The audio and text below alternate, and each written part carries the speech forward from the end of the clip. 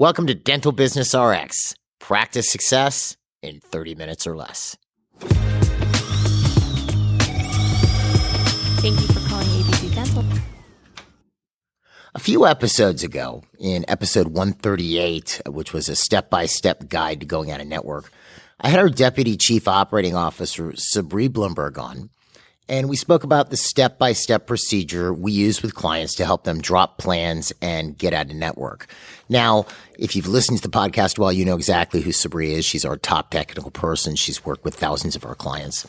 And one of the offers I made at the time, I may as well throw it out here, was for a limited time, we're offering something we call our roadmap to a fee-for-service practice. It's a special consultation that you can do with one of our practice management specialists, like Sabri, where we will go through what's going on in your practice and give you advice on how to get out of network. Anyway, so, and again, I know this is another episode about getting out of network, and I may sound like a bit of a broken record here, which for you younger people, a record was a vinyl thing that you put on a turntable and it would skip and it would sound broken. It would, you'd play the same thing over and over again. Anyway, you might have seen it in a movie, an old movie.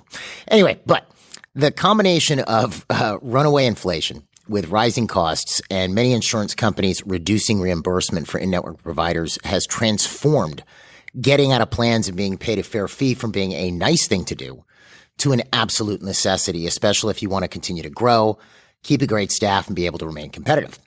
Now, during the conversation I was having with Sabri back in episode 138, she mentioned a specific action that she's directed many of our clients to do when dropping plans, especially more recently. And that was leaving hygiene fees at roughly the same as they were, sometimes a little bit higher as they were when they were in network. Okay? Almost using hygiene to a degree as a loss leader. If you don't know what a loss leader is, it's when you offer something very inexpensively with the idea of bringing somebody else in to, buy higher ticket items or items that have a higher profit margin. Well, since covering that in episode 138, we've had a ton of feedback and questions as to how does this work exactly. So I thought it would be a great idea to have Sabri come on to cover the specifics behind it if it's something you might like to try in your practice. We also want to cover some of the financial aspects of it so you can see how it affects profitability. So with that, I think we'll bring you on. Without further ado, Sabri, you're all hooked up over there? Yes, I am. I always say that. I know you're always hooked up, but it's just, I don't know, a better way of introducing somebody. That's fine. She's not on Zoom. She's sitting exactly 3.5 feet away from me. That's right. Anyway, so hi. Hi. Great to have you back on. Thanks, Joe. So we want to cover exactly how you do this because it is an intriguing idea. I think it's actually really smart. You've had a bunch of people do it, and there are a number of things to consider. Yeah. So, I was going to just ask you some questions. Sure. You have a general idea of the questions I'm going to ask you. But, okay, so the first one is, so if I'm dropping plans, when we talked about this, you mentioned putting the plans into 3 buckets. Yeah. Okay, so can you explain your bucket system again? Because I know you're going to refer back to it as we go through this. Sure. Okay, so the 3 buckets to me are you take all your insurances that you're in network with. Okay. And you divide them into 3 separate piles. And your first pile, your first bucket, your first stack, those are the plans that you're just going to drop immediately. You only have very few patients, or the ratio of patients versus your reimbursement, like your reimbursement on those plans is so bad, and you only have like 40 of those patients. I see. Well, you can just drop those. You probably wouldn't even notice. You would never notice. So those are the ones you just dump right away. That's correct. Got it. That's bucket 1. Okay. Like we won't even notice them. Sure. Bucket 2 is everything else except for Delta. Which Delta is bucket 3. Delta's bucket 3. Got it. We'll talk about those. So basically every other plan I'm in, whether That's it's MetLife, Aetna, this, that, the other. That's right. Is bucket 2, and bucket 3 is Delta. And bucket 3 is, the Delta is going to be the last one we're going to drop. Always. Okay. And we'll get into that a little bit. All right. So let's talk bucket number 2. Unless you have 100 Delta patients, which I've seen that too, then Delta becomes bucket 1. Got it. But in most cases, it's not bucket 1. If it's a substantial part of your practice, which it is in most practices that we deal with, it's bucket 3. Got it. Okay, so let's talk about this. So I'm on my journey of getting out of network. Yeah. And again, explain your reasoning, like how you came up with this concept. So what you're basically doing, if I understand this correctly, is you're advising a client, and just as an aside for everybody listening, Obviously, we're a practice management company. We're not attorneys. We're not accountants, et cetera. This is something you have to do on your own responsibility, get the proper advice and things like this, right? Absolutely. Okay. So let's say we're working with a client to get out of network and explain how you had this concept. So what am I doing here? I'm keeping my hygiene fees lower. And I'm raising my basic and major fees. Right. So the main consideration that clients had when I was talking to them and like, you have to get out of network, we knew that, and we've done this with a bunch of clients, if you just drop all your insurances right now, you're not going to lose more than 30% of your patient base. Sure. Right. But that was still too much for some clients. And there was also this tremendous anxiety with dropping insurances. And we'd never really seen it gone wrong, even if people just dropped it all at once with very bad preparation. And, we might have had You know who I'm thinking of, who was all on HMOs and decided to drop them all in one day. And even that came out He still made it okay. go. But it was, he was always a guy who was too stressed out, and that I never understood when he did it. Like, he told me, and I just could not believe definitely it. added to his stress and mine. That's true. Right? That wasn't my advice that made that happen. I do. Yeah. So, however, the biggest problem we have with getting clients courageous enough to drop their insurances was they thought they were going to lose all their patients, even though we knew that wasn't going to happen. And even when we had seen it done really incorrectly, they may have had a couple of rough months and then it was fine. If done correctly, the place would just skyrocket. Sure. Right? So, so then I took a deeper look at, okay, well, what makes patients leave? Right? And what made patients leave predominantly, not all of them, but the majority of the patients that left was due to the change in hygiene fees. That's why they left, right? Because they are used to not having a financial discussion. That's true. They're used to 100% coverage, especially if you have mom bringing in 2 kids. Right. And the husband's going to come later, and then all of a sudden they have a co-payment for their hygiene fee. Correct. And it used to all be covered. The patient is used to having a financial discussion where we're doing anything beyond hygiene. When we're doing fillings, root canals, crowns, they know they're going to have to pay. Good point. Right? So you're having that financial discussion already, but they weren't used to that with hygiene. So they're now suddenly trying to collect the co-pays on hygiene because you have to collect the co-pays. So suddenly collecting the co-pays on hygiene was making patients leave, right? There were very few people that left simply because the practice was quote unquote out of network. Right. Right. As long as we explain to the patient, listen, come in for your hygiene. It's exactly the same. If you need any work beyond hygiene, we're going to have that financial discussion anyway, but you're just coming in for a cleaning anyway. And this is your doctor's office, so come in. So it was easy to handle those patients, but it was such a small percentage. Like 80% of the patients never even noticed that anything had changed. Okay. Right. And the amount of new patients coming in wasn't really affected by it either, because between the new patient special and the still 100% coverage of hygiene, it was easy to bring that new patient in. New patient would say, are you in network? Say, well, what insurance do you have? Well, we have Aetna. Say, okay, we're not in network with Aetna, but we are out of network with Aetna, but your plan does cover 100% of your hygiene visits. So would you like to come in for an appointment? You're scheduling for hygiene. So it would be easy to get that patient in. Well, I guess also, as you just mentioned, with the new patient special, if I'm advertising a new patient special and I'm trying to get a lot of new patients in, and let's say I'm doing a cleaning exam and full mouth or, a CAT scan or a cone beam or whatever, I mean, I'm eating it on that as well. Sure. And I'm going to eat it a little bit just like you're eating it now anyway in network. But you're really eating it right now in network. Right. So it's just basically what you're looking at is them accepting a permanent write-off, more or less. I mean, I guess so. Now here would be a question. So if I'm doing this and let's talk about reimbursement for a second. Yeah. So let's say in-network prophy fee on average is $75 for the prophy, adult prophy, right? So I know that some plans pay a different benefit for an out-of-network provider. Correct. Okay. So let's say the out-of-network UCR for that area, which of course isn't really UCR. It's what the insurance company's UCR is. Correct. Because if it's $75 in network, and I'm being generous here, it's probably $120 or $150 for real. But then the UCR fee that's going to come from the insurance company is probably like $90 or something like this. like that. Yeah, so 75 is their benefit, 90 is what they're paying, saying is UCR, usual and customary, and the real deal is 130 to 150. Correct. That's what the actual fee should be. Yeah. But so I know that some companies will pay that 90. Right? Some will, some won't. Right? I know that some companies, what they've started to do, they've kind of caught on. They learn. Yeah. They'll pay 90% of UCR. Correct. To create that painful copayment. Sure. But that's very few of them. They're usually paying 100% of UCR. They're usually paying 100%. And so there's usually a couple of patients that need to be handled on that copay. Sure. Versus all your patients. The very few are only paying 90. Correct. And how much are they really paying? They're paying $10. Right. But then, so now let's say I just have regular old cash patients who've been paying me $140 for a cleaning for the last year or something like this.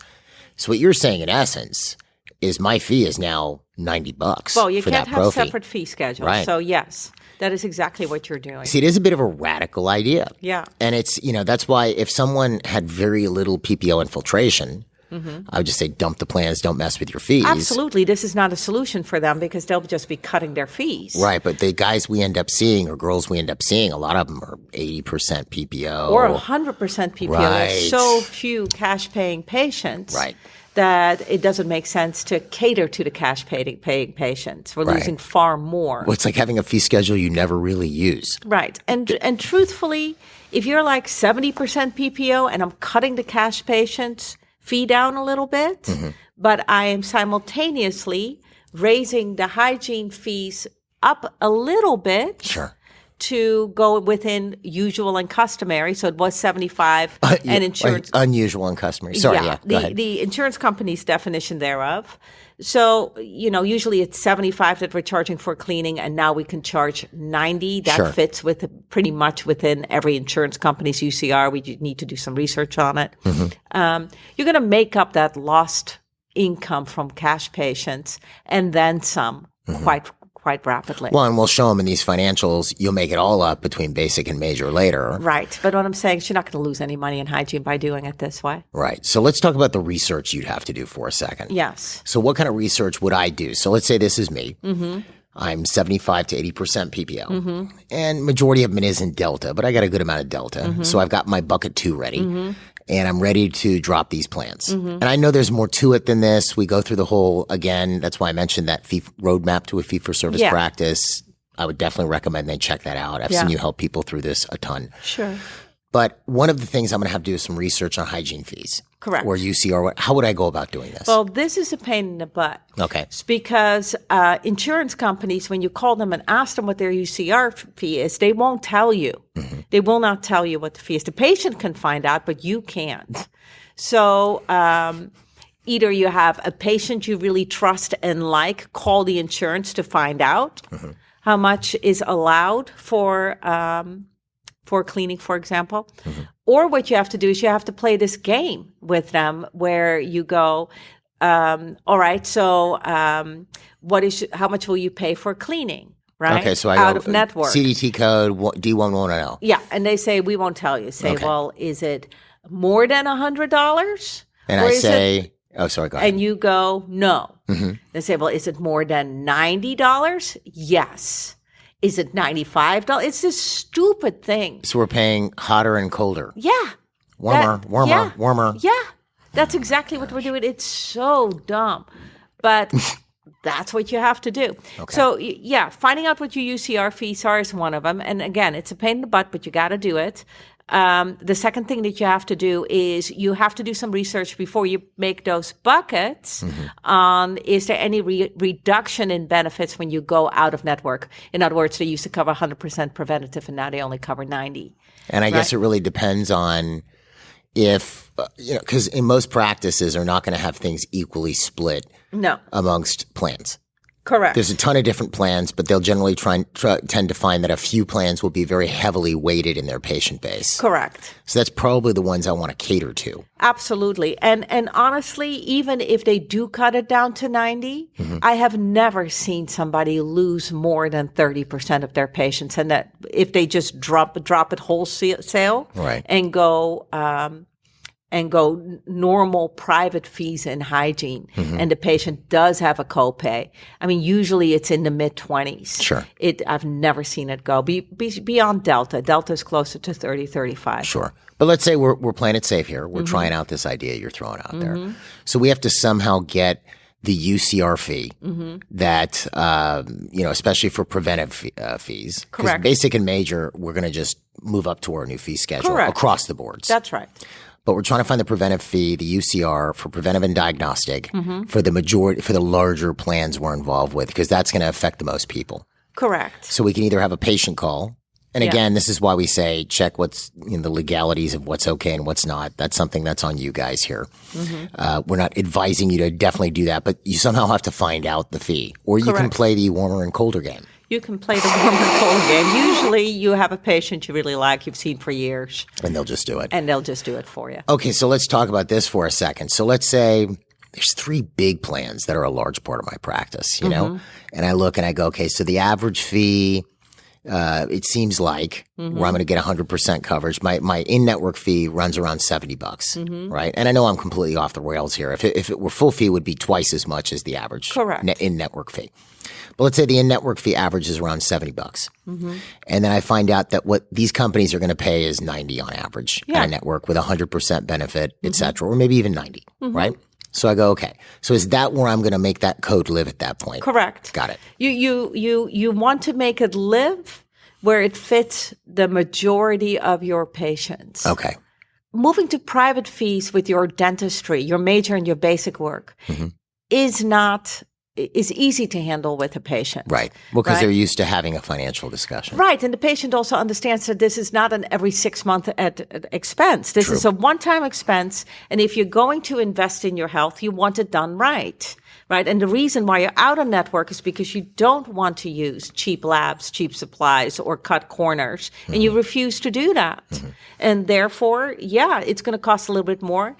But it's better than having it done cheaply and having to redo it, because this work does have an expiration date, Sure. right? But you're moving that expiration date closer as you use cheaper and cheaper materials. So you don't want to do that.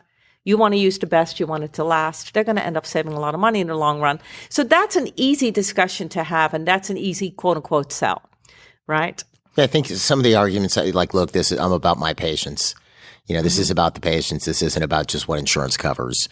And I believe in doing the best work I can possibly do, and I don't want someone dictating how I practice, blah, That's blah, exactly blah. right. And just because insurance companies are going through reforms, right, it doesn't mean that I have to go along with that. And Right. I'm You not. also still have to pay your staff. That's right. And whatnot. So there you go. Right. Okay. So then we've reduced the fee. Let's say our prophy fee is now $90. Yeah. And we've done the same thing with, bite wings and PAs and full mouse and all that. Everything jazz. having to do with preventative. Preventive and diagnostic. Yeah. Okay. So we've done all that.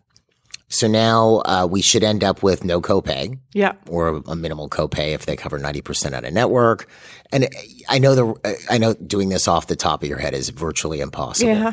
But from what I've seen, and tell me if I'm wrong, the average PPO, you end up with about a 50% write-off in preventive and diagnostic. Something along those lines. That's what I've seen. Yes. And anywhere from a 30... 50% write-off from true private fees, not because what I see with clients is they have their in-network fee, like $900, right, is what they get in-network. Sure. And they have their out-of-network fee, $1,300 or $1,400. But that very often, when checked, is not the private fee in that area. Private doctors are usually collecting double what the PPOs are paying, so like $1,800 Right. or $1,600, much higher. So you're looking at a 40 to 50% write-off Well, and it's interesting. or reduction from true private fee. You told me this. Yeah. that most of the newer clients coming in were below the 40th percentile. Yes. So I looked at a few myself too. Not that I didn't believe you, but I wanted to look. Yeah. And I was shocked. Yeah. Because usually obviously we know UCR is what the insurance companies consider to be usual and customary, which is unusual and too low. Yeah. But you're right. There'll be the PPO fee at 880 for the Crown. And then they say the UCR in the area is 1,200. Yeah. But the actual fee, as it should be charged for the year 2024, is like 1,500 or 1,600. And what I'd recommend to the folks, I've recommended this on several other episodes, is get a copy of the Wasserman Guide. Absolutely. I personally am a fan of the developer version. It's an access database that you run, so it's a little bit antiquated in that sense. I have no financial relationship with these guys, but it really does. It literally takes every zip code in the United States and lists out what the fees are for every CDT code by zip code. Yeah. I don't know if they go 30th, but they go 40th, 50th, 60th percentile. And I've explained this before. If you're in the 50th percentile, that means that half the doctors in town charge the same or less, and half the doctors charge the same or more. Yep. If you're 60th percentile, 40% charge more, 60% charge the same or less. So that fee is never what the insurance company says is UCR. No, and it's interesting because you said something very interesting to me as we were walking up here to do this podcast. You said to me, do you remember when dentists overhead were always 50%? Yeah. Right. And I'd forgotten about that because it's so long ago, but there was a world before PPOs and we lived in that world, right? That's where we started. That was before electricity. No, I'm kidding. Maybe. We were fighting dinosaurs on the way to work. Woolly mammoths. Yeah. Woolly mammoths. Yeah. But yeah. Yes, I do remember that. That was the overhead. A dental practice should not have more than a 50% overhead. Right. And that was paying the staff well, paying for the insurances, the facility, and everything that you needed to pay for. 50% overhead, that was normal in the quote-unquote day, right? But that shows you where your fees have to be now, your private fees, right? In order to maintain a 50% overhead with the amount of inflation that we've seen over the last 20 years. Yeah, maintaining 50% now, and I can just say this based on seeing, we have tons of successful clients. That's rare to see a straight up 50. Yep. Like back in the day, I would see lots of, 46s, 48s, 50s, 51s. And back in the day, for those of you listening, we're talking about the first Clinton administration, so the early 90s. But it was funny, during the owners conference, I asked, is anybody practicing in the 1990s, right? Yeah. Raise their hands. I'm like, okay, so back then, what was a dentist overhead supposed to be? One for one, 50%. 50%. Everybody that knew was that. what we all knew, and that was what all the experts said and whatnot. And see, the funny thing is, at full fee, it still technically is. At full fee, it technically still is. Yeah, and that's what these financials will go over for me in the episode. But if you were to take in your practice everything that you're producing and you were to charge your normal fee, not again the UCR, but the fee, go to the Wasserman Guide. This is what we should be charging for everything. And you ran what you were charging versus what you were going to collect that much. And you look at what your actual overhead is, it probably would be about 50%. And that, of course, if you're a newer practice, you may have more loans and things like this. That's right. But every practice would be 50%. But it would never exceed 65%. Nope. That would be considered outrageous. That was catastrophically high. That's right. That's the norm now. That's right. The norm is, or higher with these PPOs. Right. So, but it shows you that where your private fees actually should be. Like, unless you're still brand new in practice, you still have like catastrophic loans. Well, you still have a lot of debt you're paying Right. on and things like this. Yeah. Yeah. All right. It's going to So be a little higher. we've raised these fees. Yeah. In our preventive and diagnostic, or not, we've changed them to fit UCR for the majority of our plans. And then with our basic and major, we've jacked those fees up to what they should be. Right. And I'll put a link to the Wasserman Guide if you want to see what they should be in your area. Usually we recommend the 60th percentile is where you want to be. I mean, heck, do the 50th. It's going to be way more than you're charging now anyway. Right. Right? And then the basic and major, and I'll bring the financials out in a second, but I wanted to kind of wrap up with the whole transitionary period here with you. So now I'm making my profit out of my basic and major. With Hygiene, I'm kind of doing a little better than I was when I was in network because I'm charging a little bit more. Yeah. And the hygienist didn't take a pay cut or a haircut when I was giving them a PPO patient. They still wanted their $52 an hour. Right. So I'm actually making a little more money out of hygiene at that point. Right. But what's funny is, again, one of the metrics we worked on for years, and I've talked about it on the podcast, is that 30% of your revenue should be coming from hygiene. Correct. 30%, 30%, 30%. This blows this up a little bit. Yes. But again, if you're heavily in network, this is a nice stepping stone to getting out. Correct. And again, if you're taking a haircut on 30% of your revenues, but you're getting full boat on 70%, as opposed to taking a haircut on your 100% if you're in network, that's a heck of a lot better. Yeah. Your numbers start making more sense and your overhead starts coming under control. And you may even be able to give your staff a raise without having a heart attack. Right. Or put some money aside so that when you take 2 weeks off, it's not catastrophic. So then let's say these are my new normalized hygiene fees. Yeah. They're lower. They're what insurance have universally proclaimed to be UCR. Yeah. Now I've dumped all the other plans. Everything's worked out well. I'm making more money. It's going well. And I know there's a lot of other things you're supposed to do, which is, again, why I would check out that consult, folks, because there's things you should be doing with your hygiene department and recall and sales and things like training this. of your staff. I mean, we're oversimplifying it. Well, we're not. We're just talking about hygiene. Right. But we're not. Yeah, there's things missing. In episode 138, we went over a bunch of that. Oh, okay. But good. again, check out that consult is how I would do it. Again, links on the episode webpage. But so now we've done bucket 2. We're now on Delta. So now the day has come when I'm dumping Delta. Yes. Now, if I'm in Premier, I imagine I'm staying in. You should. Usually Premier fees are close to usual and customary, or they're so close to your private fee, you can justify that write-off as a marketing expense. Sure. So now I've dumped Delta. Now, what are the peculiarities, at least, and again, this is not, we're not taking a legal position on this, but you've noticed what are the various peculiarities I'm going to run into when I dump Delta? Okay, so the problem with Delta that everybody knows is you cannot accept assignment if you're out of network with Delta.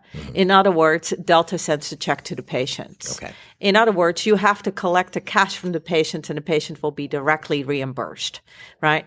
For most patients, for more than 50% of the Delta patients, that will not make them leave your office.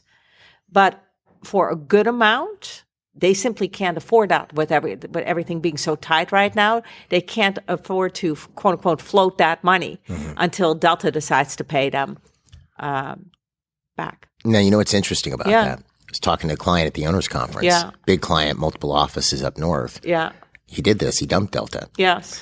And what he did, Yeah. because he's following along with the stuff that you've been talking about for a while. And I'm not recommending anybody does this, but he's a smart businessman. Yeah. Basically what he did was, if that was the case, you had Delta and you're expected to pay me because I can't accept assignment. He collected whatever copay they would have and he let them get the check and pay him later. Yes. Now that was a calculated risk. Very much so. And it took him a few months to kind of cycle through that. Right? Because I think he did it for like a period. Yes. Right? And the patients appreciated it. Okay.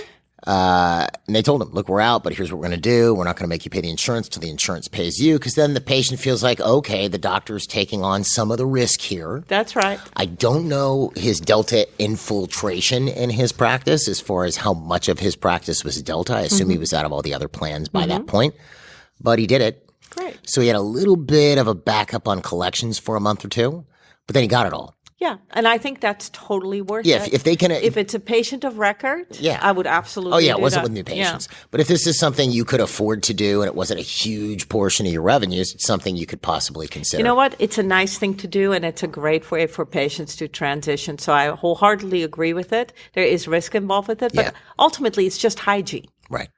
Right? It's just hygiene. No, I think he did this for basic and major work too. Oh, he did? He did. Okay, brave man. Yeah, well, yes and no. I mean, he is definitely a smart, brave guy. That is the point. But in a sense, if it's a $5,000 or $6,000 case, and I'm getting, Delta is only going to give us $1,000 or $1,500 anyway. True. It doesn't matter. That's true. So he waited for his money. Okay. But the one thing I liked about that, and again, everybody has to decide this on their own. Yeah. As to what they can and cannot do. Yeah. Is, so you're telling the patient, I'm no longer accepting your insurance. They're paying a higher fee. And it's worse now with Delta. I can't even get paid by Delta. So you're going to have to get paid. So here's what I want you to do. You need to pay me. Yeah. And then you'll get paid back by Delta. So in the patient's mind, they may not get paid. Yeah. There's always that risk because they know Delta's sketchy. Yes. Everybody knows, right? Yeah. So there's always that risk. I could be out an additional $1,000 to $1,500. So instead, the doctor's office is saying, look, we're going to take that risk, Yeah. right? They didn't absolve them from the balance. No. But there was an expectation Delta would pay. Yeah. And look, you're going to pay us your copay. And then when Delta pays you, you pay us. Okay, So the great. doctor took on some risk. Yeah. And what it did was it made the patients more comfortable. And it was risk. He aided on his accounts receivable for a month or so. Yeah. But then it all panned out. Okay. So it's, if you're in a position where it would materially affect your practice or I love destroy it. your revenues, not a bad idea. I thought it was love kind of it. cool. I do too. Especially for somebody you know is going to pay. They're just a good patient, Do you want to hear something dumb?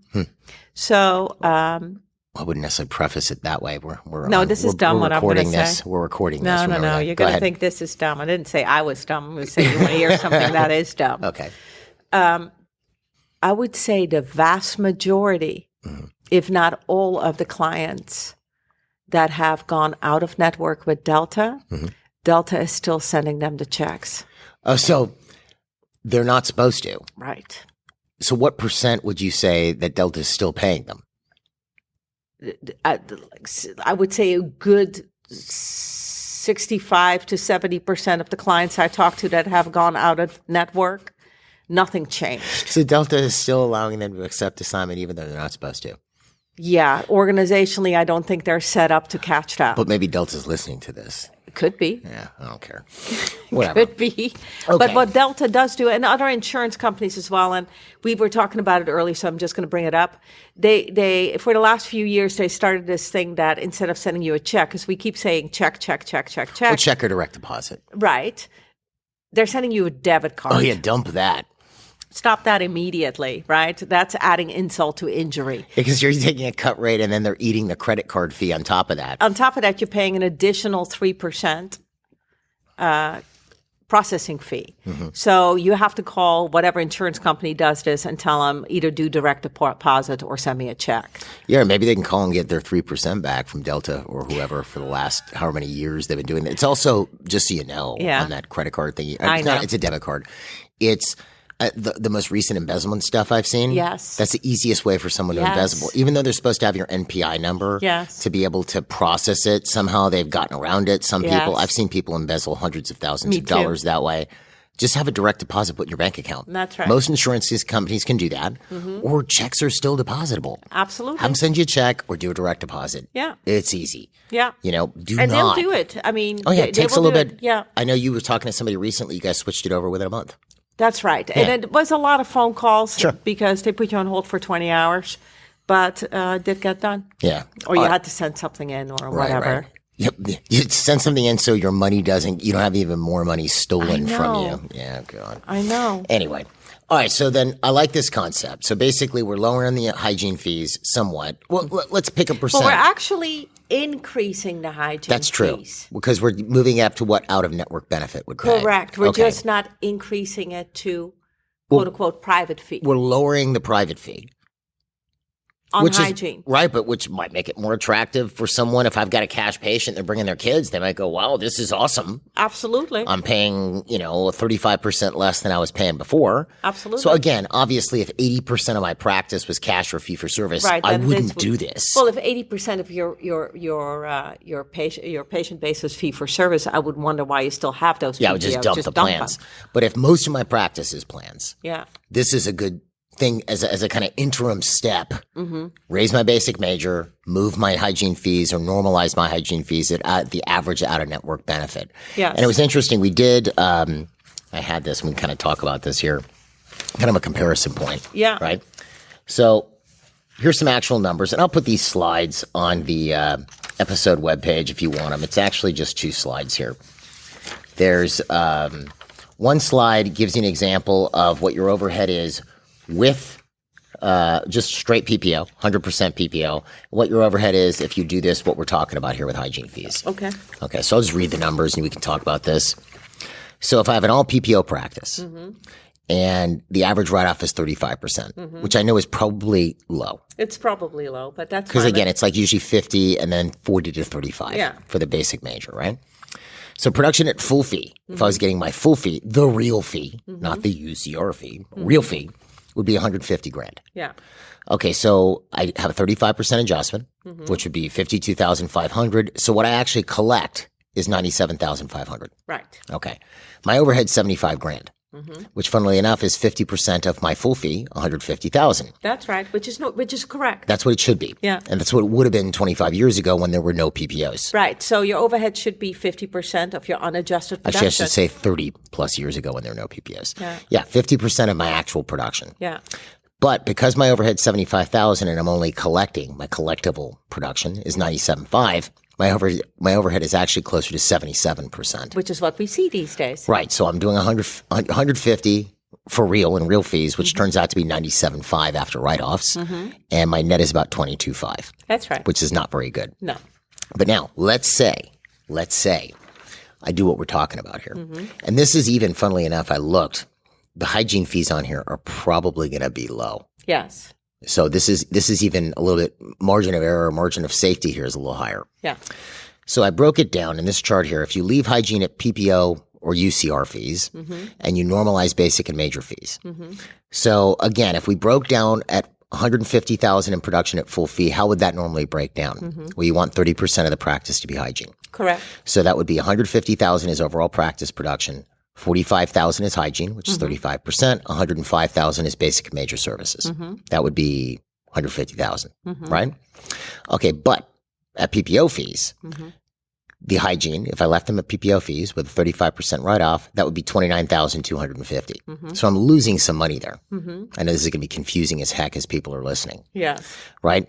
But essentially, I'm then doing 150 at full fee, but I'm only charging, instead of the 45,000 at full fee for hygiene, I'm charging almost 30, losing 15K. But I'm charging the full 105 for basic and major. That's right. So that means I'm doing 134,250 Correct. instead of 97.5. That's right. So my overhead stays exactly the same. That's right. All I've done is change my fee structure. Right. So then my net, with the 75,000 overhead, with 134,250 in collections, my net is 44%. My overhead's 56%. Yeah.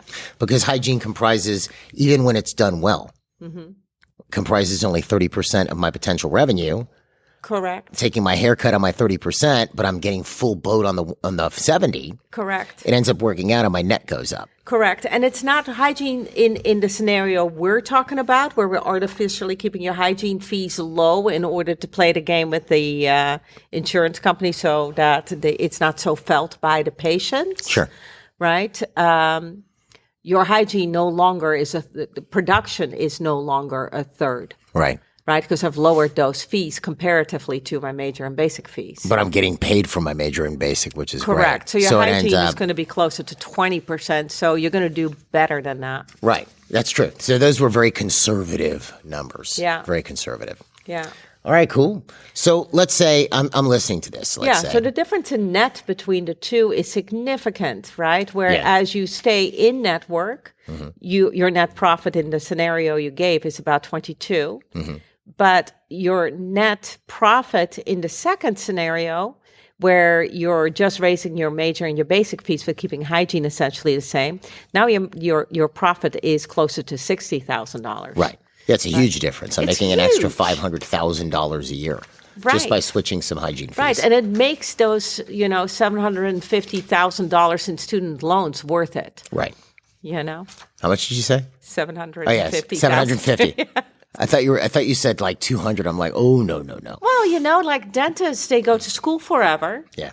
Right? Especially if they're foreign trained to go to school even longer. Right. Right? And then on top of that, they pay outrageous fees to get that education. Then they take the risk of, and all these loans to open a dental practice, none of it is cheap. Right? So there's a tremendous amount of risk and hardship and sacrifice associated with becoming a dentist and opening your own practice. Why are you making between 200 and 300 a year? Oh, they're not. The average At 150. GP, the average GP. Yeah. Right now, I had the numbers. It was on Practice last week's owner? episode. Yes, average GP is making closer to 180 something now. Right, but that's not okay. Associates are getting paid often more than that, and they have none of the risk, and they should be getting paid closer to 500, 600, I agree. 700 a year. Well, but it gets better. Yeah. That was the difference in the net income for the average GP. This is from the ADA. Yeah. It was in last week's episode.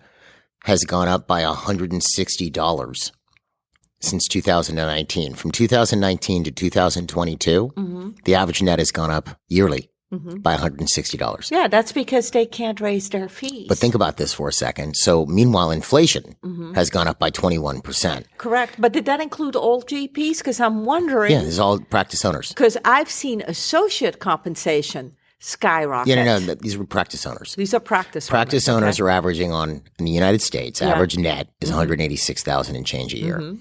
In 19, it was $186,000 and change. In 2022, it was that plus $160. Great. Meanwhile, you've had a 21% increase in prices. So in order just to track with inflation, right? Just to track with inflation, they'd have to make an extra, what is that, 20% of $190,000. It's almost $40,000. Yeah. So they're getting, so not only has it not gone up, it's their dollars purchasing power has gotten worse. So Significantly worse. yeah, really what it is, not to get too weird, folks, but what was happening in the 90s is, the transaction was between you and the patient with insurance help. Now insurance companies have gone out and, signed up a bunch of people and gotten you to agree to, reducing your fees, collecting premiums from them, and premiums have gone up. If you buy health insurance, I mean, we have our open enrollment next week here, and I see what the prices are doing because I have to approve it for here every year. Yeah. They're going up, catastrophically over the last 5 years. Yeah. So what do you think? It's just a wealth transfer. It's gone from the doctor To the insurance company. So get out. Absolutely. Get out, folks. And you guys deserve it. Yeah. You worked very hard to get to where you are. Right. So here's what I'd recommend to end off and see if you agree with me on this. If they're sitting there, they're thinking, I want to make a change. I recommend they do this roadmap to a fee-for-service practice consultation. They might end up talking to you. Sure. It's kind of cool. I'll put the link to it on the episode webpage. If you want to know what we cover in that, you can listen to episode 138. Sabri kind of walks you through what she does with anybody when she does this. We are not going to offer this forever because this is normally only done with MGE Power clients on the MGE Power program. If you want to know what the Power program is, I'll put a link to that as well. But otherwise, folks, that's what I would do. It's time to get out. It's decision time. It's decision time. So I hope this helps, Sabri. Thank you for being here with me this week. You're welcome. This was great, and I hope I thought the idea was kind of cool. It's intriguing to pose people. If you have questions about it, you can always email us here. You can email Sabri at sabrib@mgeonline.com. You can email me at jeffb@mgeonline.com. And if you want to find out more about MGE, you can find us online at mgeonline.com or call us at 800-640-1140. Folks, Sabri, again, thanks for being here. And folks, have a great week. We'll see you at the next episode.